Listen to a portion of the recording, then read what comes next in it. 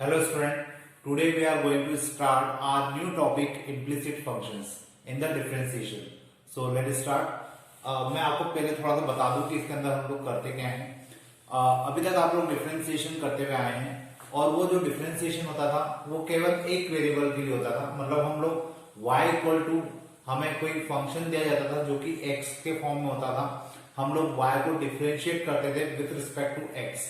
अब यहाँ पर हमारे पास दो वेरिएबल होंगे. हम लोग y को भी डिफरेंशिएट करेंगे और y का डिफरेंशिएशन सेम वैसा ही होगा जैसा x के साथ होता है. लेकिन बस यहाँ पे आपको एक बात ध्यान रखना है कि जब आप y को डिफरेंशिएट करेंगे सेम उसी तरीके से जिस प्रकार से x को डिफरेंशिएट किया जा रहा है तो y के साथ आपको dy बाय dx भी लिखना है. जैसे मैंने कुछ क्वेश्चंस लिखे हैं, इन क्वेश्चंस के बेसिस पर मैं आपको एक्सप्लेन करने की कोशिश करता हूं कि किस प्रकार से हमें डिफरेंशिएशन को परफॉर्म करना है. तो देखिए, जैसे x square plus y square equal to a square.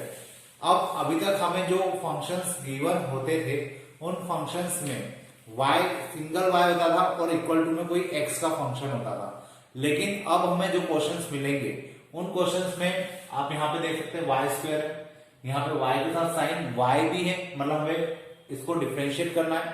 फिर यहाँ पे अगर आप देखेंगे तो y क्यूब है और साथ में 3axy है. यहाँ पर y टू द पावर 2/3 है, यहाँ y स्क्वायर है. तो इस प्रकार के फंक्शन अब हमें मिलेंगे और ये जो फंक्शन होते हैं ये कहलाते हैं इम्प्लिसिट फंक्शन. मतलब यहाँ पे हम लोग x के साथ साथ y को भी डिफरेंशिएट करते जाते हैं और साथ में dy बाय dx लिखते जाएंगे. बहुत इजी है, देखते जाइए. जैसे मुझे इसको डिफरेंशिएट करना है तो आपको पता है x स्क्वायर का कितना होता है, 2x होता है. तो यहाँ 2x लिख दीजिए प्लस y का कितना होता है, ऑब्वियसली x स्क्वायर का 2x होता है तो y स्क्वायर का भी कितना होगा, 2y होगा. यहाँ 2y लिख दीजिए. अब मैंने कहा था कि जब भी हम लोग y को डिफरेंशिएट करेंगे तो साथ में आपको dy बाय dx लिखना है. तो यहाँ पे कितना आ जाएगा, dy by dx equal to a square का कितना हो जाएगा, चूंकि a स्क्वायर कांस्टेंट है तो यहाँ पे आ जाएगा 0. ये 2x उधर चला जाएगा, 2y dy by dx equal to minus 2x. 2 से 2 कैंसल, मेरा जो dy बाय dx है वो कितना आ जाएगा, ये y इधर चला जाएगा माइनस x अपॉन वाई. तो ये मेरा क्या हो जाएगा, आंसर हो जाएगा. तो इस प्रकार से हमें क्या करना है, x और y दोनों को ही डिफरेंशिएट करना है. और जब हम लोग x और y दोनों को डिफरेंशिएट करेंगे तो x तो जैसा हम लोग डिफरेंशिएट करते हुए आ रहे हैं उसी प्रकार से आपको डिफरेंशिएट करना है. लेकिन जब आप y को डिफरेंशिएट करेंगे तो साथ में आपको dy बाय dx लिखना है. और अब जो आंसर आएगा वो y की टर्म में भी आएगा. इसके पहले जो आंसर आते थे वो प्योरली या तो x की टर्म में आते थे या कांस्टेंट की टर्म में आते थे, कभी भी उनमें y नहीं आता था. अब आपको आंसर में y भी मिलेगा. तो इस प्रकार से हमारा dy बाय dx निकलेगा. अब जैसे मैं इस क्वेश्चन को करता हूं तो y plus sine y cos x. तो देखिए y का तो कितना हो जाएगा, dy by dx plus sine y का हो जाएगा cos y. और मैंने भी आपको कहा कि जब भी आप y वाली टर्म को डिफरेंशिएट करेंगे तो आपको साथ में क्या लिखना होगा, dy by dx. So we can write dy by dx over here equal to minus sine x. इस क्वेश्चन को मैं थोड़ा सा नीचे शिफ्ट कर देता हूं, x square plus xy plus y square equal to 100. यहां से इसको हटा देते हैं. अब देखिए यहां से हम लोग क्या करेंगे, क्योंकि हमें dy बाय dx की वैल्यू निकालना है तो यहां पे आ जाएगा dy बाय dx और यहां आ जाएगा 1 plus cos y equal to minus sine x. dy by dx equal to हो जाएगा कितना, माइनस साइन x अपॉन में 1 प्लस कॉस y. तो इस प्रकार से हमारा क्या हो जाएगा, आंसर हो जाएगा. क्लियर. तो अब अगर हम लोग y वाली टर्म को भी डिफरेंशिएट कर रहे हैं तो होपफुली आपको समझ में आया होगा कि किस प्रकार से इस क्वेश्चन को सॉल्व करना है. तो ये दो क्वेश्चन आपने देखे कि किस प्रकार से हमें सॉल्व करना है. अब मैं इसको मिटा देता हूं. अपन लेते हैं एक और वो जो थर्ड क्वेश्चन वहां लिखा है x cube plus y cube equal to 3axy. तो किस प्रकार से वो क्वेश्चन सॉल्व होगा वो भी देखते हैं अपन. तो यहाँ पे अपन लिखते हैं x cube plus y cube equal to 3axy. तो देखिए x क्यूब का तो कितना हो जाएगा, 3x स्क्वायर. y क्यूब का कितना हो जाएगा, सेम वही होगा जो x का होता है. 3y², लेकिन साथ में आपको क्या लिखना है, dy बाय dx लिखना है। तो यहां आ जाएगा dy by dx equal to 3a constant है और इन दोनों में लगेगा प्रोडक्ट रूल, क्योंकि x और y दोनों ही वेरिएबल है। तो x as it is y का हो जाएगा dy by dx plus y as it is x का हो जाएगा 1, यहां आ जाएगा। अब यहाँ तो हम लोग एक काम करते हैं, 3 कॉमन लेके कैंसिल कर देते हैं, यहां बचेगा केवल x² plus y² dy by dx equal to ax dy by dx plus ay। अब इसके बाद हमें क्या करना है, हमें निकालना है dy बाय dx की वैल्यू। तो हम लोग क्या करेंगे, dy बाय dx को कॉमन निकालते हैं, एक तरफ ले जाते हैं पहले और फिर उसको कॉमन निकालते हैं और x² को मैं उस साइड ले जाता हूं। तो यहां पे क्या आ जाएगा देखिएगा, y² dy by dx minus ax dy by dx equal to, ये ay यहीं पर है और ये x² उधर आ जाएगा, so we can write ay minus x²। तो इस प्रकार से ये हमारा अरेंजमेंट हो जाएगा। अब इसमें से हम लोग क्या करेंगे, dy बाय dx को कॉमन निकालते हैं। तो dy बाय dx कॉमन आ जाएगा और यहाँ पे जो बाहर ब्रैकेट आएगा उसमें आएगा y² माइनस ax, और उस y² माइनस ax को उसके अपॉन में ले जाएंगे। तो ये फाइनल हमारा आंसर हो जाएगा ay माइनस x² अपॉन में y² माइनस ax। तो ये मेरे लिए क्या हो जाएगा, आंसर हो जाएगा किस क्वेश्चन का, इस क्वेश्चन का। तो आपको ये थोड़ा सा ध्यान रखना है कि जब भी आप x और y को डिफरेंशिएट करेंगे पैरेलली, तो y वाले टर्म डिफरेंशिएट होने के साथ साथ dy बाय dx भी लिखना है, और आपका जो आंसर आएगा वो y और x के टर्म में आएगा। इसे ही क्या कहा जाता है, इम्प्लिसिट फंक्शंस कहा जाता है। तो होपफुली आपको ये वाला क्वेश्चन भी समझ में आया होगा, काफी इजी था। अब अपन देखते हैं ये वाला क्वेश्चन, तो इसको मैं मिटा देता हूं। एक बार अगर आपको समझना है तो मैं वापस से समझा देता हूँ। x³ plus y³ equal to 3axy आपको गिवन था, यहाँ पर मैं x³ का क्या, तो 3x², ये तो बहुत इजी है। y³ को जब हम लोग डिफरेंशिएट करेंगे तो y³ का डिफरेंशिएशन सेम वही होता है जो x³ का होता है, दैट इज 3y²। और मैंने आपको कहा है कि y को जब भी डिफरेंशिएट करेंगे आपको क्या लिखना है साथ में, dy बाय dx। तो you can write dy by dx over here, 3a as it is आ जाएगा। x और y के बीच में क्या लगेगा, प्रोडक्ट रूल लगेगा, क्योंकि x और y दोनों ही वेरिएबल है। तो x as it is y का हो जाएगा dy by dx, y as it is x का हो जाएगा 1। देन यहां से और यहां से मैंने 3 कॉमन निकाला और इस 3 से कैंसिल कर दिया, यहां पे बचेगा केवल x², यहां पे आ जाएगा y² dy बाय dx, यहां पे केवल a बचा है, इस a का मैंने अंदर मल्टीप्लाई कर दिया, तो हो गया ax dy बाय dx और इस a का मल्टीप्लाई y में कर दिया, तो ay। अब इसके बाद मुझे एक्चुअल में वैल्यू किसकी निकालना है, dy बाय dx की निकालना है। तो मैं यहाँ पे क्या करूंगा कि जो dy बाय dx वाली टर्म उनको एक तरफ लेके जाऊंगा, तो ये वाली टर्म इधर आ जाएगी और ये वाली टर्म उस साइड चली जाएगी। तो देखिए मैंने यहाँ पे वही किया हुआ है, दोनों dy बाय dx वाली टर्म को एक साथ लिखा और यहाँ पे हो गया ay माइनस x²। इन दोनों में से मैंने dy बाय dx कॉमन निकाला, बाहर ब्रैकेट में आ जाएगा y² माइनस ax, और वो जो टर्म है वो यहाँ अपॉन में आ जाएगी। तो ये मेरा फाइनल आंसर हो जाएगा। तो इस प्रकार से हमें इम्प्लिसिट फंक्शंस को सॉल्व करना होता है। अब मैं आपको ये वाला क्वेश्चन कर बताता हूँ, उसके बाद ये वाला क्वेश्चन। तो देखते जाइए, काफी इजी है, बस आपको थोड़ा सा कॉन्सेंट्रेट करना है, काफी इजी क्वेश्चन लगेंगे आपको, क्योंकि जो डिफरेंशिएशन हम लोग अभी तक करते हुए आए हैं सेम वैसे ही डिफरेंशिएशन आपको करना है। तो इसको अगर मैं डिफरेंशिएट करूं तो ये हो जाएगा 2/3 x टू द पावर, यहाँ -1 हो जाएगा, मतलब -1/3 प्लस यहां हो जाएगा 2/3 y to the power -1/3 dy by dx, और साथ में इक्वल टू में क्या आएगा, 0 आएगा। क्यों 0 आएगा, क्योंकि a जो है वो तो कांस्टेंट टर्म है, और जब आप a वाली टर्म को डिफरेंशिएट करेंगे तो ऑब्वियसली 0 आएगा। अब इसके बाद हम लोग इस टर्म को उधर ले जाते हैं, so we can write 2/3 y to the power -1/3 dy by dx equal to -2/3 x to the power -1/3। 2/3 से 2/3 कैंसिल हो जाएगा और y जो है वो उसके अपॉन में चला जाएगा, so dy by dx equal to ये जो y है ये अपॉन में आ जाएगा, तो x to the power -1/3 upon में y टू द पावर -1/3।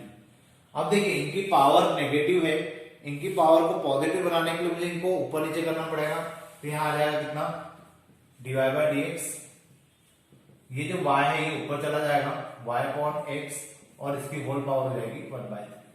ये मेरे लिए क्या हो जाएगा आंसर हो जाएगा किस क्वेश्चन के लिए, इसके लिए, ताकि आपको समझ में आया होगा।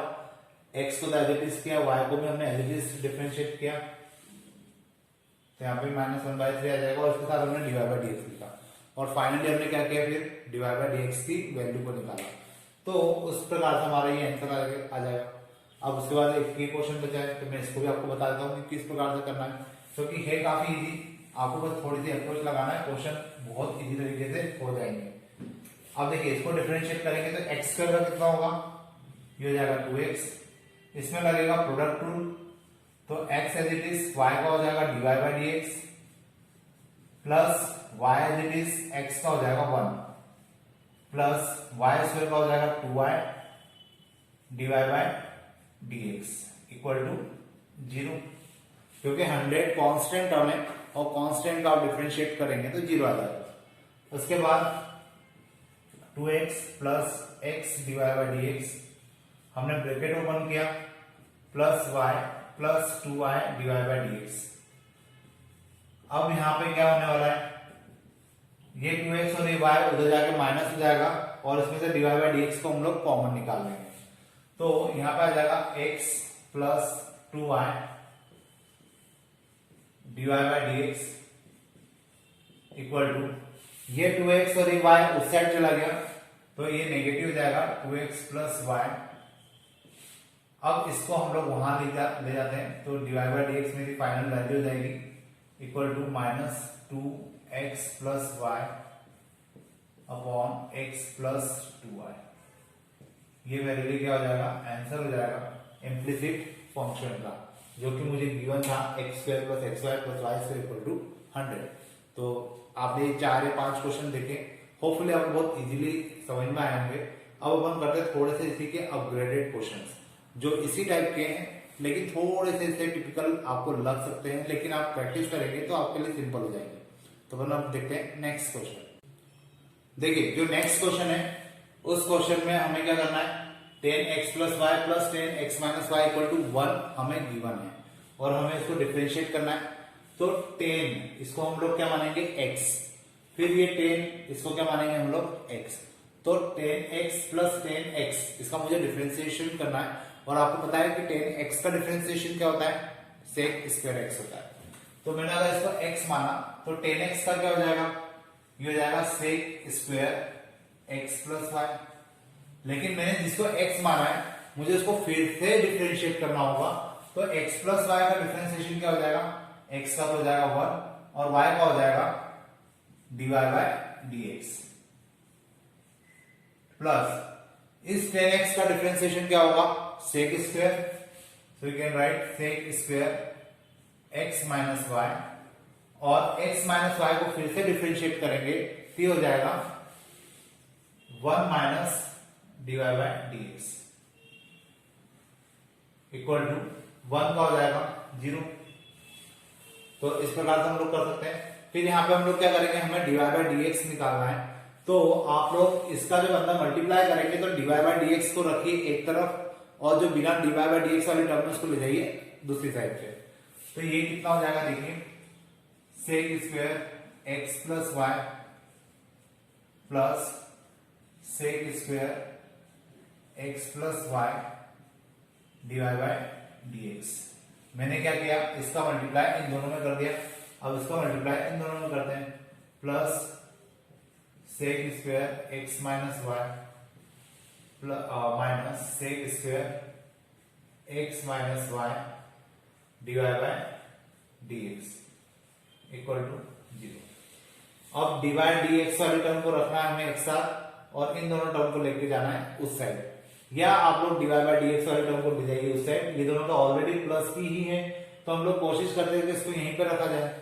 तो यहां पर आ जाएगा sec square x plus y plus sec square x minus y equal to ये टर्म उस साइड जाएगी तो ये हो जाएगा sec square x minus y, और ये वाली टर्म भी उधर जाएगी तो ये हो जाएगा minus sec square x plus Y.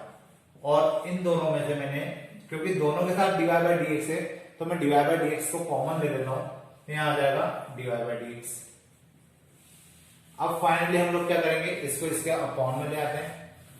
सो sec square x plus y plus sec square x minus y upon ये टर्म इसके नीचे आ जाएगी, sec square x minus y minus sec square x plus y equal to d y by d x. तो ये मेरा answer हो जाएगा। तो इस प्रकार से क्वेश्चन आप कर सकते हैं, इजी क्वेश्चन है, थोड़ा सा बस कॉन्सेंट्रेट होके करने की जरूरत है, आराम से हो जाएगा। अब अपन देखते हैं नेक्स्ट क्वेश्चन। देखिए जो नेक्स्ट क्वेश्चन हमारे सामने है वो दिया है y under root of 1 minus x square plus x under root of 1 minus y square root के अंदर इक्वल टू 1, और we have to do that dy by dx plus under root of 1 minus y square और 1 minus x square equal to 0। अब मुझे अगर ये term लेके आना है तो मैं आपको एक बात पहले क्लियर कर दूं कि इसमें 2-3 क्वेश्चन ऐसे हैं, इसी टाइप के, सेम इसी टाइप के क्वेश्चन है, जिसको आप लोग अगर डायरेक्टली डिफरेंशिएट करेंगे तो ये आंसर लाना थोड़ा मुश्किल हो जाएगा, इवन क्वेश्चन कॉम्प्लिकेट अलग हो जाएगा। तो इस टाइप का जब भी आपको क्वेश्चन दिखे तो आप लोग हमेशा कोशिश करिए कि यहाँ पे कोई वैल्यू पुट की जाए। जब आप लोग यहाँ पे कोई वैल्यू पुट करते हैं तो उससे क्वेश्चन कुछ हद तक सिंपल हो जाता है। तो अपन यहाँ पे क्वेश्चन एक काम करते हैं, इसको वैल्यू पुट करके क्वेश्चंस करते हैं, तो आपको इजीली समझ में भी आएगा कि मैंने क्या किया है। देखिए एक्स की जगह मैंने रखा साइन थीटा और वाई की जगह मैं रख देता हूं साइन फाई, है ना। या अगर आपको थीटा और फाई को लेकर कंफ्यूजन होता है तो अपन थीटा की जगह ए ले लेते हैं और इसकी जगह बी ले लेते हैं, उससे कोई फर्क नहीं पड़ने वाला है। यहाँ पे मैंने बी ले लिया, ठीक है। तो यहाँ पे क्या आ जाएगा, y की जगह आ जाएगा sine B under root of 1 minus sine A sine square A plus x की जगह आ जाएगा साइन ए और यहां आ जाएगा 1 माइनस साइन स्क्वायर बी। अब मैंने यहाँ पे साइन ही क्यों लिया, कॉस क्यों नहीं लिया, तो मैंने आपको इनवर्स ट्रिग्नोमेट्री के समय भी बताया था कि जब भी आपको 1 माइनस एक्स स्क्वायर दिखे तो उसकी जगह या तो साइन ले जाता है तो कॉस ले जाता है। आप चाहते तो दोनों को कॉस ले लेते हैं, आप चाहते तो दोनों को साइन ले लीजिए। मैंने साइन ले लिया क्योंकि मैं साइन के साथ ज्यादा कंफर्टेबल हूं, मुझे उसके फॉर्मूले ज्यादा अच्छे से याद है। तो आप लोग कॉस भी लेना चाहे कॉस भी ले सकते हैं। इक्वल टू कितना हो जाएगा 1 साइन बी और ये हो जाएगा कॉस ए प्लस साइन ए, ये हो जाएगा कॉस बी इक्वल टू 1। अब याद करिए क्लास 11 ट्रिग्नोमेट्री जिसमें ये फॉर्मूला था, और ये किस का फॉर्मूला होता है ये आपको याद होना चाहिए।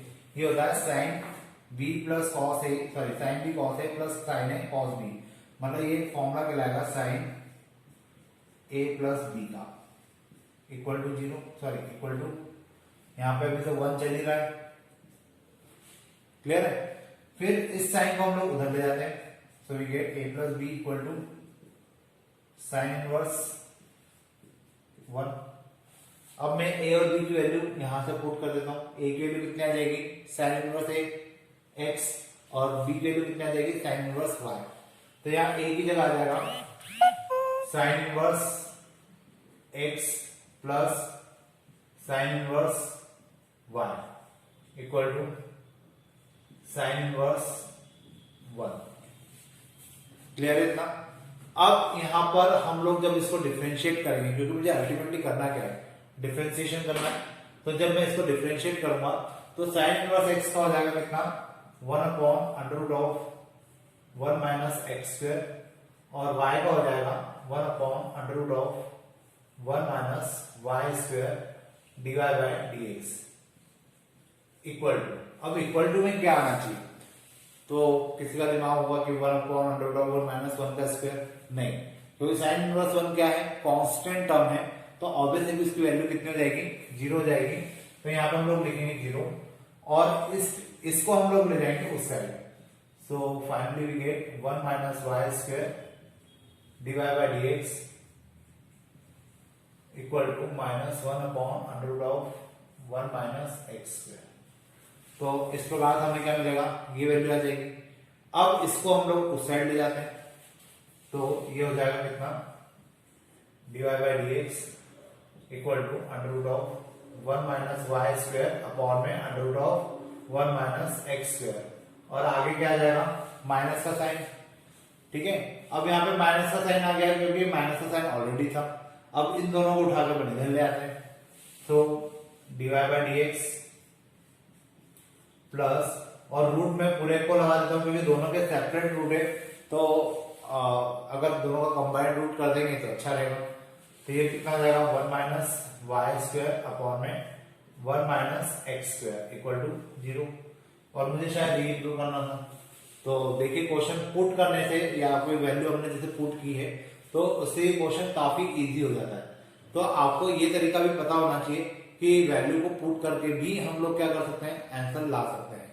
तो होपफुली आज अपन ने जितना भी पढ़ा आपको समझ में आ रहा होगा।